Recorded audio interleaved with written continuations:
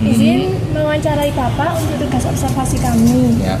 Sebelum itu boleh perkenalan diri Bapak? Ya, oke. Nama saya Sigit. Pakai nama toko nggak? Ya, Nggak usah, boleh. Nama tokonya Jenlis Ribbon. Sebenarnya ini dulu toko, tapi setelah itu rumah ini kosong hampir 6 tahun. Terus saya iseng-iseng buka lagi, ternyata rame, akhirnya saya buka.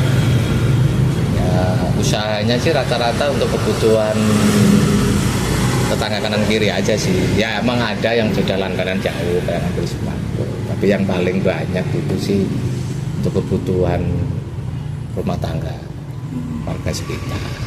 Udah itu aja sih. Ya. Kalau begitu kita lanjut ke pertanyaan Siap. saya, Pak. Oke.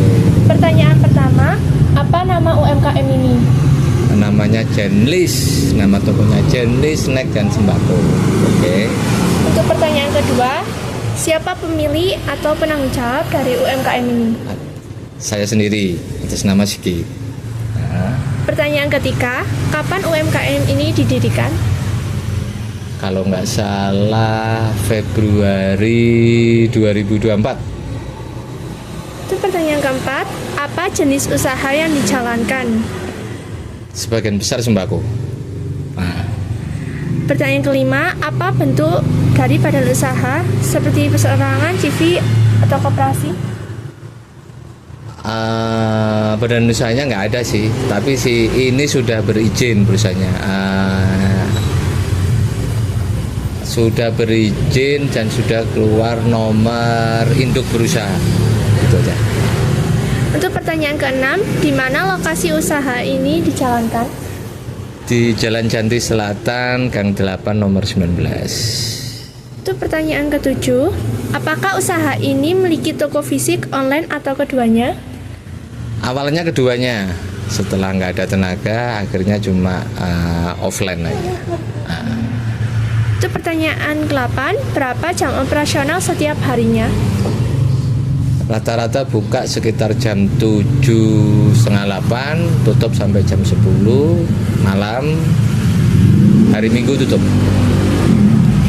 Untuk pertanyaan ke-9, apakah produk dibuat sendiri atau ambil dari supplier? Ambil dari supplier.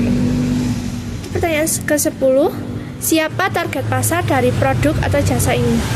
Target pasar sih lingkungan warga sekitar. Pertanyaan selanjutnya, berapa kisaran harga produk atau jasa yang ditawarkan? Kisaran, kalau kisaran itu ya senilai 1.000 sampai hampir 100.000. Nah, Pertanyaan selanjutnya, bagaimana UMKM ini mencatat barang masuk dan barang keluar? saya mencatat memakai manual, ya. Jadi pencatatan saya barang masuk dan penjualan.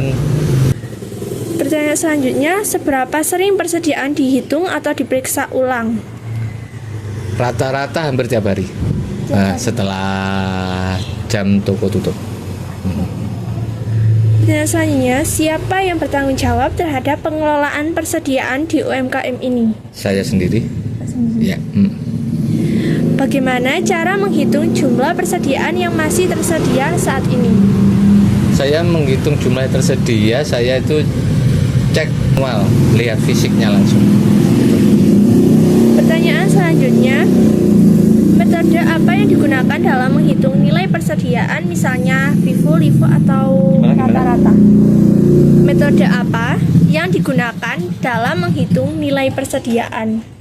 Misalnya seperti FIFO, LIFO, atau rata-rata begitu. Saya sih kalau ngitung persediaan tidak pakai rata-rata sih. Memang pure fisiknya ada berapa. Pertanyaan selanjutnya, bagaimana UMKM menentukan kapan harus memesan ulang barang? Saya harus kalau memesan barang lagi, saya melihat dari stok. Dari stok barang. Jadi nggak bisa ditentuin. Oh, saya seminggu sekali harus beli ini gitu, nggak bisa ditentuin. Itu harus dari stok. Karena penjualan kan belum tentu rutin. Hari ini produk ini laku, belum tentu minggu depan laku. Iya.